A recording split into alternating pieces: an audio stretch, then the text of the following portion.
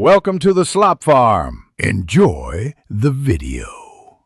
You start by preparing both devices. Charge the Bullets Z2 and unlock your Samsung. Once done, open Settings and tap Connections, then Bluetooth to turn it on. Make sure the Bullets Z2 is off, then press and hold the multi-function power button for about 3-5 seconds until the LED alternates. This signals pairing mode. You do this because a fresh pairing clears prior links and lets the phone discover the accessory. Now keep the phone screen visible for the next step. You now focus on the phone. In Bluetooth settings, watch the available devices list and find OnePlus Bullets Z2. Once visible, tap the name to initiate pairing.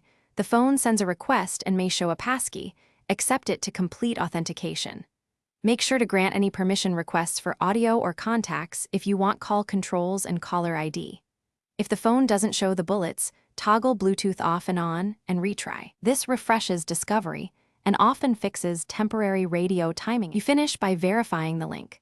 Look for the Bluetooth icon on your status bar and confirm media audio is enabled in the device settings. Then play a track and place a brief call to test the microphone and controls. If audio is unstable or pairing fails, power cycle both devices. If that fails, reset the Bullets Z2 by holding power longer, or clear the phone Bluetooth cache via Settings, Applications, Show System Apps, Bluetooth, Storage, Clear Cache. That often resolves lingering pairing conflicts.